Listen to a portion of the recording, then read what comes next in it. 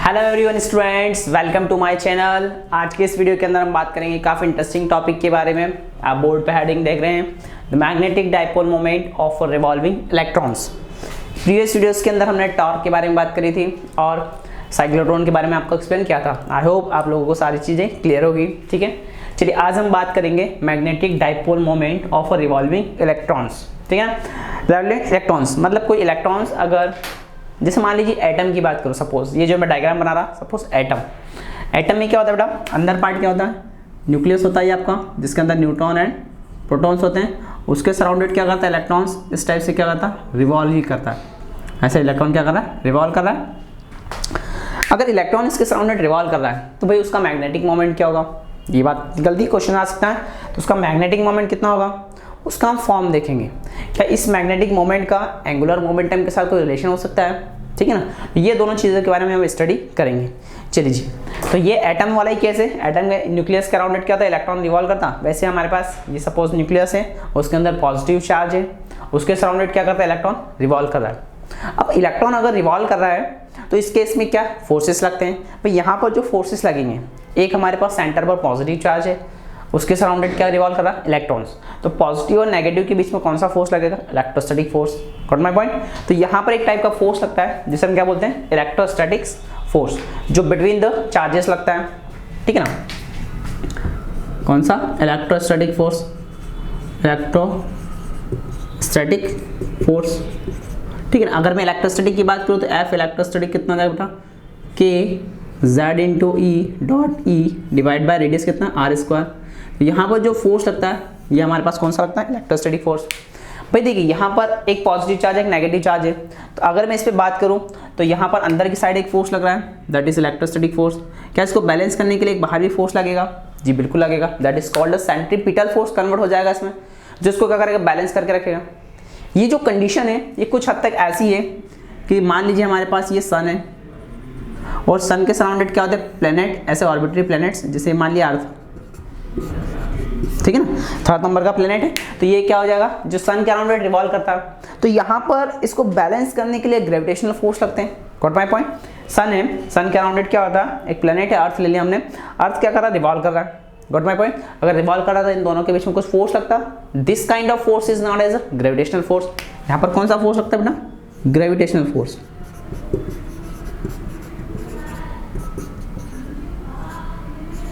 Force, ठीक है ना। तो यहाँ पर कौन सा फोर्स लग रहा है हमारे पास, electrostatic force. Got my point. हाँ भाई, ये बात सारा समझ में आ गई। सेकंड बात करते हैं, इस इलेक्ट्रोस्टैटिक फोर्स को कौन बैलेंस करके रखता है, सेंट्रीपिटल फोर्स। ठीक है, तो यहाँ पर ये फोर्स आपका सेंट्रीपिटली बाहर की तरफ लग रहा है तो सेंट्रीफ्यूगल में कन्वर्ट हो जाता है। ठीक है ना, ये फीटल वाला केस में कन्वर्ट हो जाएगा, फ्यूगल में कन्वर्ट हो जाएगा, जो क्या करेगा, इस इलेक्ट्रोस्टैटिक फोर्स को इस टाइप से बैलेंस करके रखेगा। हाँ भाई, बैलेंस करके रखेगा तो इलेक्ट्रॉन क्या करता है, अपनी इस ऑर्बिट में, अपनी इस क्लास में क्या होता है, इस सर्कल के अलावा क्या करता है, रिवॉल्व करता रहता है। ठीक है सर। अब मेन कॉन्सेप्ट क्या है अपना, कि यहाँ पर हमें फाइंड क्या करना है, मैग्नेटिक मोमेंट। ये सारी बातें तो हमारे पास क्या थी, समझाने के लिए मैंने आपको बताई थी। हमें फाइंड करना है मैग्नेटिक मोमेंट। ठीक है, देखिए कैसे करेंगे। सबसे पहली बात, अगर यहाँ पर इलेक्ट्रॉन इस टाइप से रिवॉल्व कर रहा, ठीक है, तो पहली बात यहाँ मैग्नेटिक फील्ड कैसे बनेगा। तो भाई इलेक्ट्रॉन की अपोजिट डायरेक्शन में क्या होता है, करंट की जो डायरेक्शन है वो revolution of the opposite to the electron होती है, या फ्लो ऑफ इलेक्ट्रॉन होती है। तो भाई साहब देखिए, इलेक्ट्रॉन्स आपका ऐसा जा रहा है, मतलब इसके हिसाब से बात करें, इलेक्ट्रॉन ऐसा वाला, तो करंट की जो डायरेक्शन आएगी, यहाँ पर करंट की डायरेक्शन में ऐसा कुछ बना देता हूँ, ये मैंने इलेक्ट्रॉन की बना दी। तो ऐसे आपके पास डायरेक्शन क्या आ जाएगी, करंट की, करंट क्या आ जाएगा, इसके अपोजिट। मतलब इलेक्ट्रॉन अगर क्लॉकवाइज रिवॉल्व कर रहा है तो करंट कैसा आएगा, anti clockwise. Got my point. तो इस एंटी क्लॉकवाइज करंट की वजह से यहाँ पर जो मैग्नेटिक फील्ड बनेगा वो कैसा बनेगा, इनसाइड। कैसा बनेगा, इनसाइड। और इसी राइट हैंड पाम रूल से हम मैग्नेटिक मोमेंट के डायरेक्शन में निकाल सकते हैं, किसकी, मैग्नेटिक मोमेंट की।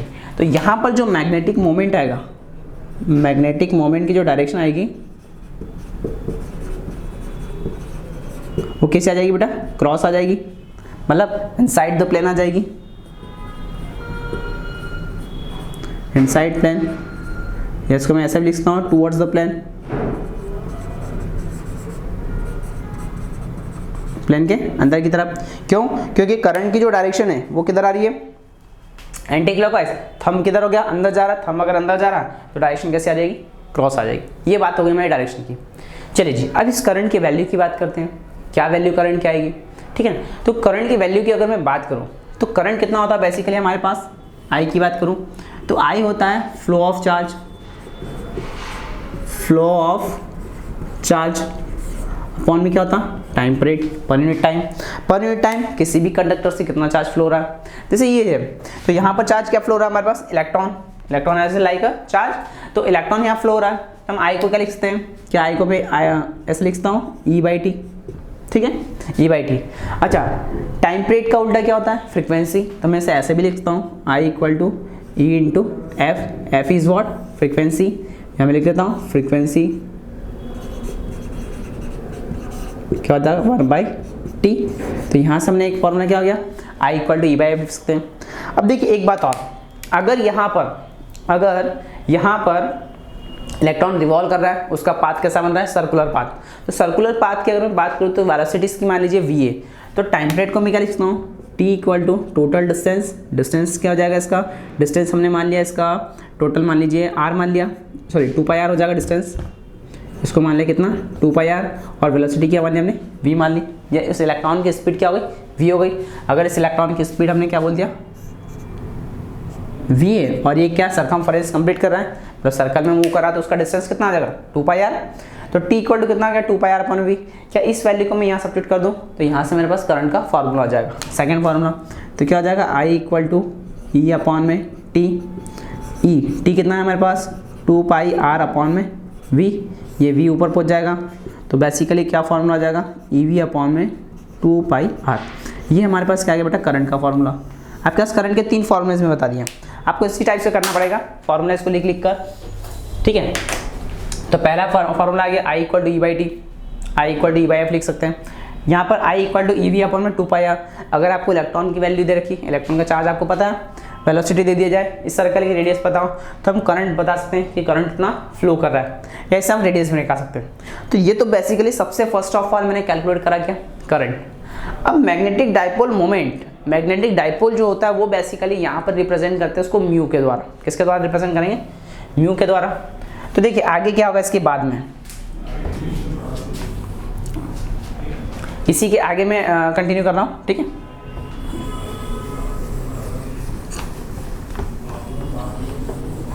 देखिए जी यहाँ पर बात करते हैं इसको,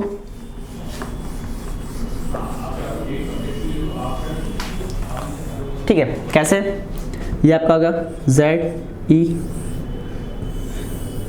ऐसे हो गया है, ठीक है ना। यहाँ पर ये क्या हो गया इलेक्ट्रॉन हो गया ऐसे रिवॉल्व कर रहा, ठीक है। तो देखिए यहाँ पर बेसिकली क्या होता है मैग्नेटिक मोमेंट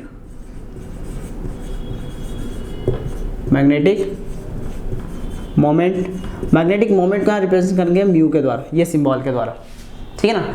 अब मैग्नेटिक मोमेंट जो होता है वो क्या होता है mu = I × A, it is a product of current into area, I × A होता है। I की वैल्यू हमने अभी फाइंड करी, तो म्यू ऑफ E की बात करूँ इलेक्ट्रॉन के लिए, तो I कितना निकाला था हमने EV/2πr। एरिया कितना होगा इसका अगर मैं एरिया रेडियस R मान लिया हमने इसकी R, तो एरिया कितना हो जाएगा इसका बेटा πr², तो ये कितना आ गया πr², पाई से पाई कैंसिल आउट, एक R से एक R कैंसिल आउट, तो म्यू ई कितना हो जाएगा ये हो जाएगा EV/2। Got my point. तो ये हमारे पास क्या हो गया कि अगर कोई इलेक्ट्रॉन किसी न्यूक्लियस के अराउंड या पॉजिटिव चार्ज के सराउंडेड अगर रिवॉल्व करता है तो उसका मैग्नेटिक मोमेंट कितना होता है म्यू ई = EV/2, ठीक है। इसको हम m के द्वारा भी रिप्रेजेंट कर सकते हैं। प्रीवियस वीडियो में अगर मैं डाइपोल मोमेंट टॉर्क की बात करी थी तो उसमें जो मैंने लिया था मैग्नेटिक डाइपोल मोमेंट वो क्या लिया था m लिया था। ये एनसीईआरटी के अंदर म्यू ई रिप्रेजेंट कर रखा है, इसलिए मैंने यहाँ पर क्या लिखा म्यू ई, ठीक है। तो ये हो गया म्यू ई, ठीक है सर, यहाँ तक हो गई बात। अब देखिए एक चीज़ इसके बाद पूछी जाती है, आपको बोर्ड में आ जाए, आपको यहाँ पूछा जाता है, आप यहाँ तक डेरिवेशन कर सकते हैं करंट और ये वैल्यू कैलकुलेट करके यहाँ तक लिख सकते हैं। दूसरी बात यहाँ पर क्या होता है, अगर सर्कल किसी जो इलेक्ट्रॉन है वो किसी सर्कुलर पाथ में मूव करा तो भाई उसके ऊपर एक और मोमेंटम लगता है। कौन सा मोमेंटम, सोचिए जरा, 11 का मैकेनिक्स आप पढ़ के आए हैं, उसके ऊपर मोमेंटम लगता है एंगुलर मोमेंटम, क्योंकि वो सर्कुलर पाथ में रिवॉल्व कर रहा है। तो अगर मैं एंगुलर मोमेंटम और मैग्नेटिक मोमेंट में रिलेशन निकालना चाहूँ तो यहाँ से निकाल सकता हूँ। कैसे, तो देखिए बात करते हैं रिलेशन बिटवीन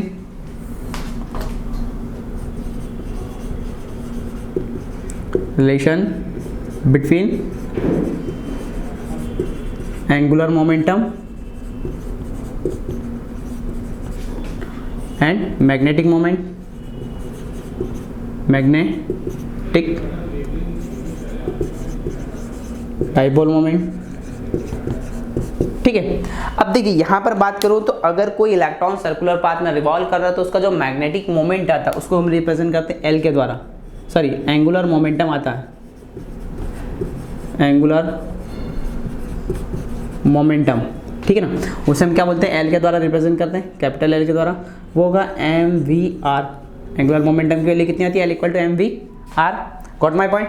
अब देखिए यहाँ पर मुझे इसमें और इसमें रिलेशन निकालना, तो हमारे पास बेसिकली म्यू ई का फॉर्मूला है, म्यू ई इक्वल टू कितना है, ई वी आर अपॉन में 2। क्या मैं मास ऑफ इलेक्ट्रॉन का मल्टीप्लाई एंड डिवाइड कर दूँ, कि बेसिकली क्या होगा, मास ऑफ इलेक्ट्रॉन हो जाएगा, तो इसमें लिखिए multiply and divide by M E in right hand side, in right hand side. तो हम राइट हैंड साइड में क्या करें बेटा, मास का मल्टीप्लाई और डिवाइड करेंगे, तो यहाँ से कितना हो जाएगा, म्यू ई इक्वल टू ये हो जाएगा ई वी आर अपॉन में 2, मल्टीप्लाई करा मैंने एम ई का, और एम ई का क्या करा, डिवाइड। एम ई का मतलब क्या होता है, मास ऑफ द इलेक्ट्रॉन्स।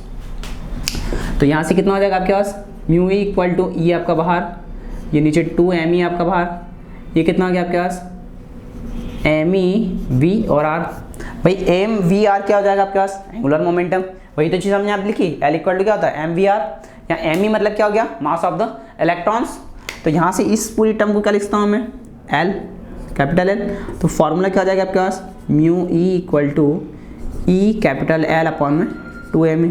ठीक है, एक फार्मूला ये आपसे डायरेक्ट भी पूछा जाता है कि अगर ऑब्जेक्टिव में डायरेक्ट पूछा जा सकता है कि अगर कोई इलेक्ट्रॉन्स किसी सर्कुलर पाथ में रिवॉल्व करता है अराउंड अ न्यूक्लियस या अराउंड अ पॉजिटिव चार्ज, तो उसका एंगुलर मोमेंटम कितना हो जाएगा, mu e equal to e l upon में 2 m e. SC Verma book अगर आप कॉम्पिटिटिव की लगाते हैं तो उसमें कई बार इस पर डायरेक्ट बेस क्वेश्चन दे रखे हैं, लास्ट के जो क्वेश्चन है वो डायरेक्ट बेस दे, कई बार ये फॉर्मूला डिराइव करने को भी पूछा है। तो ये दोनों फार्मूलेज इंपॉर्टेंट है आपके लिए। कॉम्पिटिटिव के लिए बात करूँ तो डायरेक्ट आप नीट की एग्जाम में क्वेश्चन डायरेक्ट भी आ सकता है, ठीक है ना, जेई में इसके रिलेटेड क्वेश्चन आ सकते हैं, जेई में इससे भी क्या आ सकते हैं, क्वेश्चन आ सकते हैं। तो दोनों फॉर्मूले काफ़ी काम के हैं। अच्छा, इस फॉर्मूले का एक और फॉर्म बनता है, वो फॉर्म क्या बनता है बेटा, म्यू ई अपॉन में L equal to E upon में 2 एम ई। ये फार्मूला भी आपसे पूछा जा सकता है। तो बोथ फार्मूलेज आर इंपॉर्टेंट, आप इसे नोट करिए।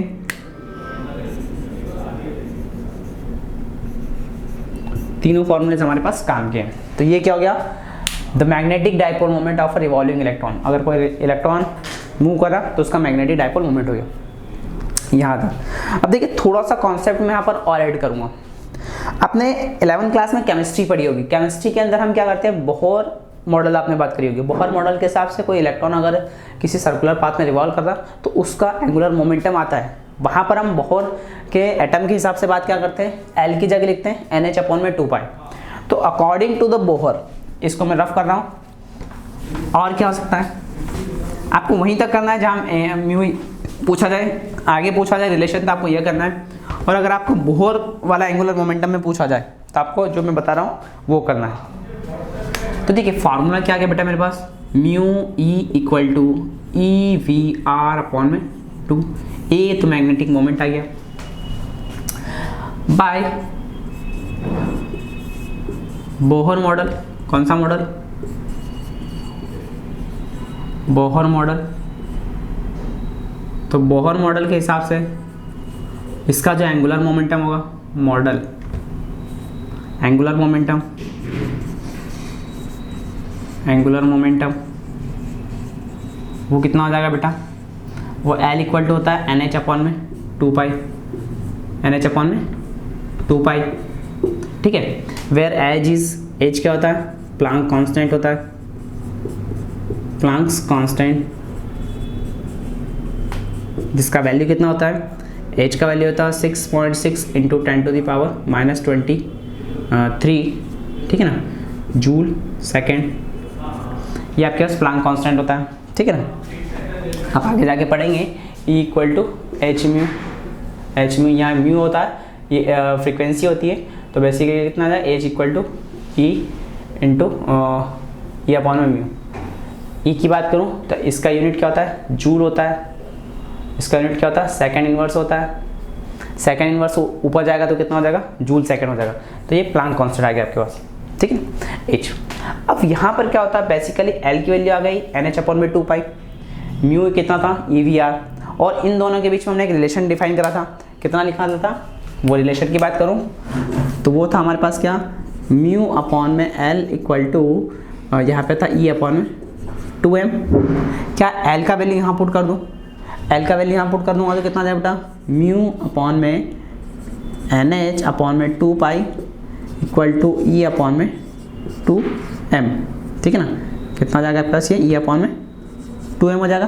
तो यहाँ से म्यू का वैल्यू आप फाइंड कर सकते हैं, तो म्यू ऑफ E कितना हो जाएगा, मल्टीप्लाई कर दीजिए इधर आपका, तो NEH अपॉन में 4 पाई m, NEH अपॉन में 4 पाई m। अब देखिए यहाँ पर अगर बात करूँ फॉर नंबर ऑफ रिवोल्यूशन 1, क्या आ जाए, एक रिवोल्यूशन की अगर मैं बात कर लूँ, मतलब ये चक्कर कैसा लगा, एक लगाया, तो इस पूरे की वैल्यू हम कैलकुलेट करके लिख सकते हैं। मैं इसकी पूरी कैलकुलेटेड वैल्यू बता देता हूँ, ठीक है ना। तो इस पूरे में अगर सबकी वैल्यू आप पुट करेंगे तो taking the value of 1 have, अगर n का वैल्यू 1 हो जाए तो mass of the charge of electron 1.6 ×10⁻⁹।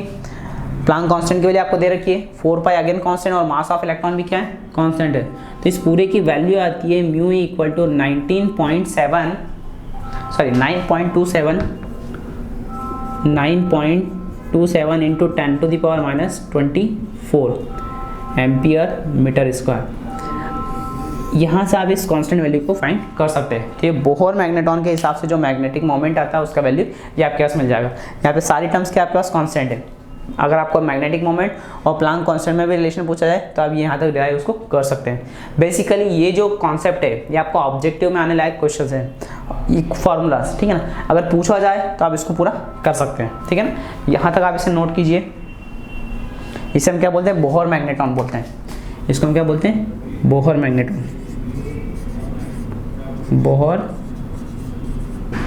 Magneton, ये जो निकाल रखा है क्या बेटा, बोहर मैग्नेटॉन है, ठीक है। नीचे शो तो हो रहा है ना, हाँ जी, बोहर मैग्नेटॉन। तो हमने क्या निकाला बेटा, बोहर मैग्नेटॉन की वैल्यू निकाली। तो ये हमने पूरी स्टडी कर ली किसकी, कि अगर कोई charge particle, positive charge particle के सराउंडेड इलेक्ट्रॉन रिवॉल्व करता है, उसका करंट कितना आएगा, उसका मैग्नेटिक मोमेंट कितना आएगा, वो बात होगी। थोड़ा नोट कीजिए टॉपिक। चलिए, इस टॉपिक को कंप्लीट करने के बाद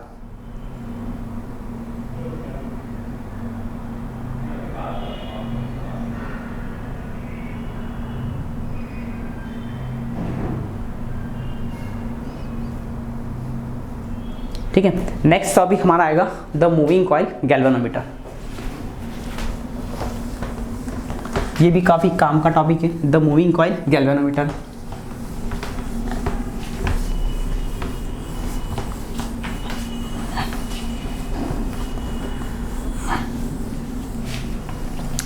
चलिए नेक्स्ट टॉपिक डालते हैं क्या। पहले मैं आपको गैल्वेनोमीटर के बारे में बताता हूँ। वेनोमीटर, गैल्वेनोमीटर के बारे में अगर बेसिक बात करते हैं तो क्या होता है, जैसे आपने करंट के बारे में पढ़ा, वोल्टेज के बारे में पढ़ा चैप्टर नंबर 3 के अंदर। करंट और वोल्टेज के बारे में तो आपने स्टडी करी, flow of charge per unit time is called current. कोई बैटरी है तो उससे क्या क्रिएट होता है, वोल्टेज क्या होता है। या फिर आपने ये पढ़ा होगा, if you bringing a unit positive charge from infinite to that point of electric field A, this is known as a potential और this is called a voltage. Voltage में हम उसको मेजर करते हैं। अब भाई देखो क्या होता है, इनको मेजरिंग करने का इंस्ट्रूमेंट अलग अलग आते हैं। करंट को मेजर करते हैं एम्पियर में, वोल्टेज को मेजर करते हैं हम किसमें, वोल्ट मीटर में। तो गैल्वेनोमीटर होता है, ये कुछ हद तक यही चीज़ बताता है। कई बार ये हमें क्या बताता है, करंट को बताता है कि करंट कितना उसमें फ्लो हो रहा है। दूसरी बात क्या होता है कि गैल्वेनोमीटर की हेल्प से हम ये बता सकते हैं कि किसी भी सर्किट के अंदर करंट फ्लो हो रहा है या नहीं हो रहा है। अगर आप 12 पास होकर कॉम्पिटिशन की तैयारी कर रहे हैं, सॉरी फॉर दैट,